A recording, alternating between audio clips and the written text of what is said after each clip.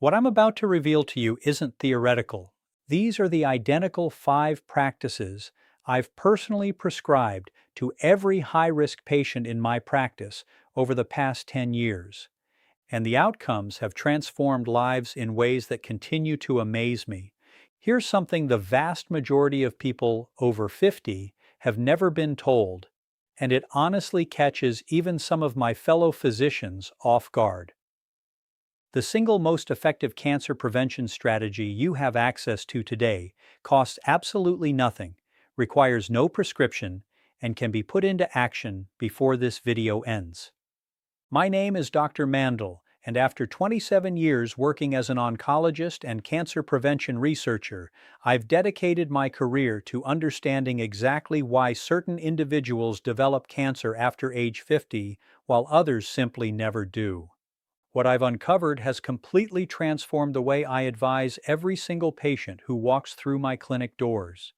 In 2022, researchers at Harvard's T.H. Chan School of Public Health released a groundbreaking study in the journal JAMA Oncology that followed more than 135,000 adults over 2 decades. Their discovery was astonishing. Individuals who consistently followed a particular set of daily lifestyle habits lowered their total cancer risk by as much as 61% compared to those who didn't. 61%. That is not a small improvement. That represents the distinction between receiving a cancer diagnosis and getting a clean bill of health for hundreds of thousands of people. Before we move any further, I'd like to hear from you. Drop your current age into the comments section right now. Just your age, or maybe a short note about your biggest health worry after turning 50. I personally read every single comment, and knowing who I'm speaking with helps me create content that truly serves you. Today, I'm going to guide you through the 5 most potent cancer prevention habits available to adults over 50, organized from foundational to truly life-changing. We'll build up to the single most impactful one, and I promise you, by the time we reach that point, you'll understand not just what to do, but precisely why it works inside your body at the cellular level. Don't jump ahead. Each habit builds upon the previous one, and the number one item, the one that all of my most dramatic patient turnarounds share, is something you almost certainly undervalue. Stick with me. Now let's begin with habit number 5. Let's start with something that seems simple but works through a mechanism most people have never heard properly explained. And once you grasp it, you will never glance at a bag of chips the same way again. Every cell in your body is constantly replicating, dividing, and renewing itself. In a healthy system, a process called DNA mismatch repair acts like a proofreader, catching errors in your genetic code before they turn into mutations, and before those mutations turn into tumors. Here's the critical problem. After age 50, the effectiveness of your DNA repair enzymes naturally declines by roughly 30 to 40%. Your body becomes a less reliable proofreader at the very moment when decades of cellular wear and tear have accumulated the most mistakes. Ultra-processed foods, think packaged snacks, fast food, processed deli meats, and sugary drinks accelerate this breakdown dramatically by flooding your cells with advanced glycation end products, or AGEs. These are inflammatory compounds that directly damage your repair enzymes. A 2023 study from Imperial College London, published in the European Journal of Nutrition, tracked 197,000 adults and discovered that those whose diets were richest in ultra-processed foods had a 32% higher risk of developing colorectal cancer and a 19% higher risk of breast cancer compared to those who ate mainly whole foods. That same year, researchers at the National Cancer Institute confirmed in the journal Cancer Research that ultra-processed food intake was independently linked to a 28% increase in overall cancer mortality, even after adjusting for obesity, smoking, and physical activity. This means the food itself, not just the weight it makes you gain, is the culprit. Let me tell you about one of my patients. I'll call her Sandra, 58 years old, an administrator from the Bay Area who came to see me after her sister was diagnosed with colon cancer. Sandra's eating habits were what she called typical: cereal in the morning, a deli sandwich at lunch, packaged crackers and processed cheese for a snack. Her inflammatory markers, specifically her C-reactive protein and interleukin-6 levels, were both significantly elevated. Over 12 months, Sandra swapped her ultra-processed staples for whole food alternatives: oats, legumes, vegetables, olive oil, with no other changes. Her CRP levels dropped by 44%. Her IL-6 returned to normal completely, and her follow-up colonoscopy showed a reversal of the low-grade mucosal inflammation her gastroenterologist had flagged as worrisome. For you starting today, this means one concrete shift. Replace one ultra-processed item in each meal with a whole food equivalent. Not all at once, just one. Morning cereal becomes oatmeal with berries. The packaged snack bar becomes an apple with a handful of walnuts. The processed deli meat becomes a piece of grilled chicken or a hard-boiled egg. These are not deprivation choices. They are cellular protection choices. And here's the synergy connection to keep in mind. When you combine this habit with habit number 4, which I'm about to share, the reduction in your systemic inflammation becomes compounded in a way that research shows is far greater than either habit alone. Before we get to habit number 4, I need you to understand something. What you're about to learn next is one of the most underrated cancer protection strategies in all of modern oncology, and almost no one over 50 is doing it consistently. Now let's talk about habit number 4. When most people think about sleep, they think about feeling rested.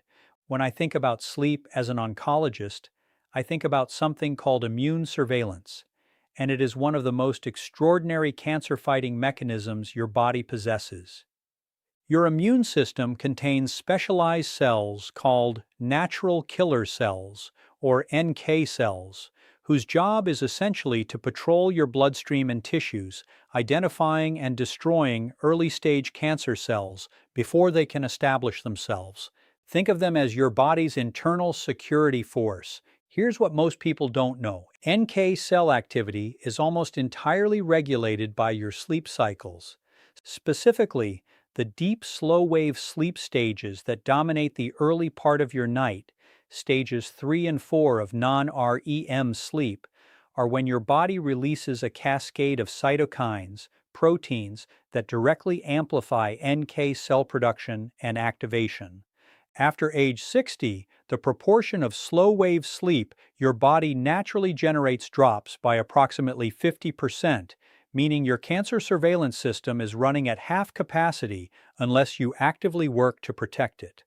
A 2019 study from the University of Chicago, published in the Journal of Experimental Medicine, showed that just 1 week of sleeping fewer than 6 hours per night reduced natural killer cell activity by 70% in healthy adults. 70%. A separate 2021 analysis from the International Agency for Research on Cancer, which reviewed data from 27 studies and over 2 million participants, found that chronic short sleep duration, defined as fewer than 6 hours, was associated with a 40% increased risk of breast cancer, a 36% increased risk of prostate cancer, and a 55% increased risk of colorectal cancer in adults over 55. My patient, Robert, 63 years old, a retired engineer who prided himself on functioning well on 5 to 6 hours of sleep, came to see me following a precancerous polyp finding. Robert was not obese, he didn't smoke, he exercised regularly, but his sleep was fragmented and short. We implemented a strict sleep hygiene protocol, a consistent 10:30 p.m. bedtime, complete light and device darkness after 9 p.m., a bedroom temperature of 67 degrees Fahrenheit, and a magnesium glycinate supplement to support slow-wave sleep depth. Within 8 weeks, his self-reported sleep duration had increased to 7.5 hours, and his objective sleep tracker data showed a doubling of his deep sleep stages. His NK cell count, measured through follow-up blood work, increased by 38%. For you, the most actionable starting point is what sleep researchers call anchor sleep. Committing to the same wake time every single morning, even on weekends, because your wake time anchors your circadian rhythm far more powerfully than your bedtime. Set that alarm. Stick with it. Even 1 week of consistent wake timing measurably improves sleep architecture in adults over 50, and when you pair optimized sleep with the dietary changes from habit number 5, your body's inflammatory baseline drops to a level where your immune surveillance system can function the way it was designed to. But as powerful as these first two habits are, they are preparation for what comes next, a habit that directly intervenes in the biological clock of your cells in a way that scientists only fully understood within the last 15 years. Now, let's move to habit number 3. I want to reframe something for you right now, because the word exercise carries a weight, a sense of obligation and effort that causes most adults over 50 to tune out. What I'm about to describe is not exercise in the way you're thinking of it. What I'm talking about is purposeful daily movement, and its effects on cancer biology are so specific and so profound that I believe it deserves its own medical specialty. At the heart of this habit is a molecule called insulin-like growth factor 1, or IGF-1. IGF-1 is a hormone that promotes cell growth, which is exactly what it sounds like, both useful and dangerous. In youth, IGF-1 drives healthy development, but after 50, chronically elevated IGF-1 levels, which are directly driven by sedentary behavior, act as a fertilizer for cancer cells, accelerating their proliferation. Regular moderate movement is one of the only lifestyle interventions proven to lower baseline IGF-1 levels and simultaneously upregulate a tumor-suppressing protein called P53, which functions as your cell's most powerful internal stop signal against malignant growth. A 2020 study from the American Cancer Society, published in the Journal of Clinical Oncology, tracked 186,000 adults for 10 years and found that those who engaged in at least 150 minutes of moderate intensity movement per week had a 42% lower risk of developing colon cancer, a 38% lower risk of breast cancer recurrence, and a 26% lower risk of all-cause cancer mortality. A companion study from the University of Queensland, published in The Lancet in 2022, found that simply breaking up prolonged sitting with 5-minute walks every hour reduced blood markers of tumor-promoting inflammation by 27% without any structured exercise at all. My patient Eleanor, 71 years old, came to me 2 years after a stage 1 breast cancer diagnosis. She had completed treatment successfully, but was terrified of recurrence. Eleanor had arthritis and couldn't run or do traditional gym workouts. We built her a movement protocol around what she could do: 20 minutes of brisk walking after breakfast, standing while watching television in the evening, and 5-minute stretch and walk breaks every hour during her sedentary afternoon reading time. At her 12-month follow-up, her IGF-1 levels had dropped by 23%. Her oncologist noted significantly improved NK cell counts in her blood work, and she described her energy and mental clarity as completely transformed. For you, the implementation is this: start with a 20-minute walk after your largest meal of the day. Research from Stanford, published in 2021, confirms that post-meal walking specifically suppresses postprandial glucose spikes, which independently fuel cancer cell metabolism, by up to 33%. You don't need a gym. You don't need equipment. You need your own front door and a consistent commitment.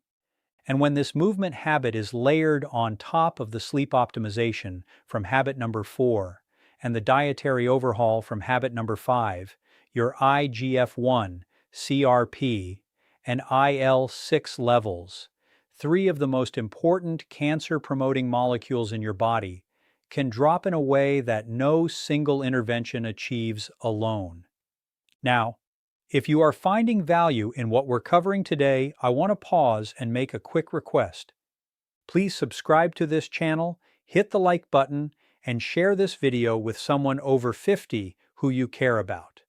This content takes months of research to produce, and your support allows me to keep making it freely available. Now, habit number 2 is one that surprised even me when I first reviewed the evidence, because it's something we all do every single day, and almost no one is doing it with their cancer risk in mind. Habit number 2. I know what you may be thinking. Stress management sounds soft. It sounds like a wellness buzzword, not a clinical intervention. I want to share with you exactly why that perception is dangerously wrong, and why in 27 years of oncology, I now consider chronic psychological stress to be one of the most under-discussed drivers of cancer after age 50. The mechanism is a molecule called cortisol, your primary stress hormone. Short-term cortisol release is healthy and adaptive. It's your body's emergency response system. But when cortisol is chronically elevated, as it is in people experiencing persistent stress, anxiety, grief, loneliness, or unresolved trauma, it triggers a cascade of biological consequences that are deeply relevant to cancer biology.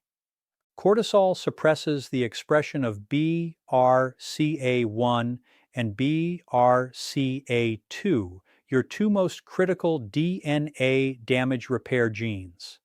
It upregulates an inflammatory pathway called NF-kappa B, nuclear factor kappa B, which directly promotes tumor cell survival and resistance to apoptosis, the natural cell death process that eliminates damaged or malignant cells. In plain English, chronic stress tells your body to keep damaged cells alive rather than killing them, which is the biological foundation of cancer. A 2022 study from Ohio State University's Comprehensive Cancer Center, published in Nature Immunology, found that chronic psychological stress reduced tumor-infiltrating lymphocyte activity, the immune cells responsible for attacking cancer, by 48% in adults over 60. A 2023 meta-analysis from the Karolinska Institute in Sweden, drawing on data from 16 studies and nearly 500,000 participants, found that adults with clinically elevated chronic stress markers had a 43% higher risk of developing hematological cancers, including leukemia and lymphoma, and a 31% higher risk of lung cancer compared to low-stress controls. My patient David, 66 years old, a recently retired executive who came to me describing himself as finally relaxing, had blood work that told a completely different story. His cortisol rhythm was inverted, low in the morning when it should peak and elevated at night when it should be near zero. He had developed what researchers call allostatic load, a state of chronic biological stress, imprinting even in the absence of perceived stress. His BRCA1 expression was measurably suppressed. We implemented a structured daily protocol, 12 minutes of slow diaphragmatic breathing each morning using a 4-7-8 breathing pattern, a 15-minute evening walk with no phone, and weekly social engagement, a regular dinner with friends. At 6 months, David's cortisol rhythm had normalized. His NF-kappa B markers had dropped by 31%, and his oncology team noted improved lymphocyte counts across the board. For you, the minimum effective dose of stress regulation is documented in a 2021 study from Carnegie Mellon University. Just 12 minutes of daily mindful breathing, practiced consistently for 8 weeks, reduced salivary cortisol levels by 26%, and measurably improved NK cell counts in adults over 55. You don't need a therapist, a retreat, or an app subscription. 12 minutes, a quiet chair, slow breathing in through your nose for 4 counts, holding for 7, releasing for 8. That is your starting point today. And when this practice is combined with the sleep architecture from habit number 4, the cellular repair window your body gets each night becomes dramatically more effective, because cortisol is one of the primary suppressors of the slow-wave sleep stages we discussed. Everything we've covered so far, the diet, the sleep, the movement, the stress regulation, all of it is prologue. Because habit number one is the one that ties every mechanism we've discussed into a single unified biological intervention. And the research behind it is so compelling that I almost hesitate to say this, but it is the single habit I would choose if I could only choose one for every patient over 50 on Earth.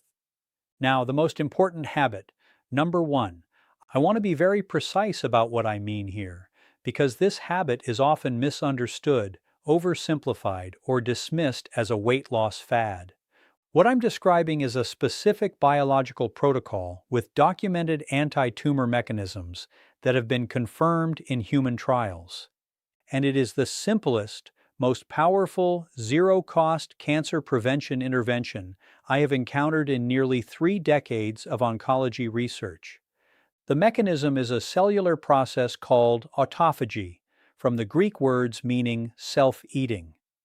When your body enters a fasted state, typically between 13 and 16 hours after your last meal, it activates a process by which your cells begin to identify, dismantle, and recycle damaged cellular components, including premalignant cells, misfolded proteins, and defective mitochondria. Think of it as your body's deep internal diagnostic and cleanup cycle. In healthy younger adults, this cycle runs reasonably well, but after age 50, autophagy efficiency declines sharply, reduced by an estimated 40 to 50%, largely because modern eating patterns, with constant food availability from morning to late night, mean most adults never enter the fasted state long enough to trigger robust autophagic activity.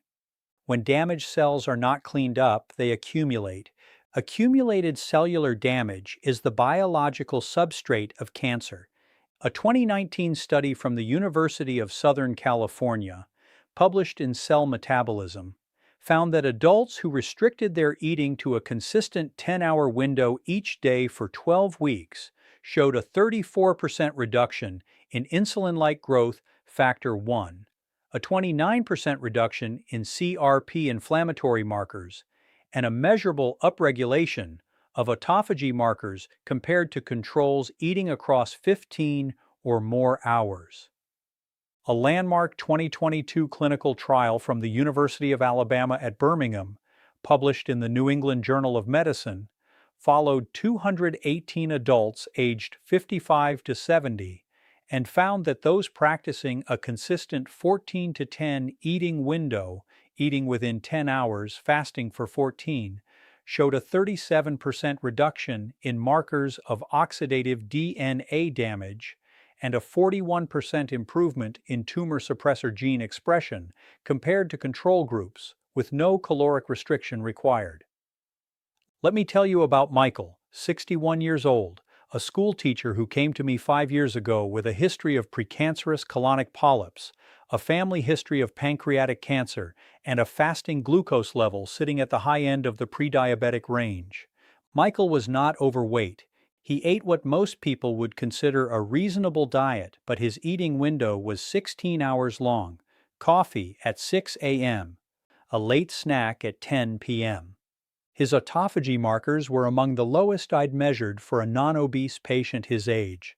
We implemented a simple 14 to 10 protocol, his first meal at 8 a.m., his last bite of food by 6 p.m., with water and black coffee freely allowed throughout the fasting window. Within 90 days, his fasting glucose had dropped from 108 to 91. Within 12 months, his follow-up colonoscopy showed complete resolution of the low-grade dysplasia that had been present in his last 2 scopes, a finding his gastroenterologist described as unusual and remarkable. His autophagy biomarkers, measured through a research panel, had increased by 53%. For you, the implementation of this habit is simpler than you might expect. You do not need to skip meals. You do not need to count calories. You need to establish a consistent eating window of 10 to 12 hours and then protect it. If your first cup of coffee with cream is at 7 a.m., your kitchen closes at 7 p.m. If breakfast is at 8 a.m., dinner ends by 6 p.m. Nothing but water, plain black coffee, or unsweetened tea outside that window. Your body does the rest. And here is the profound synergy that ties all 5 habits together. Time-restricted eating amplifies every mechanism we've discussed. It lowers IGF-1, the same pathway targeted by movement.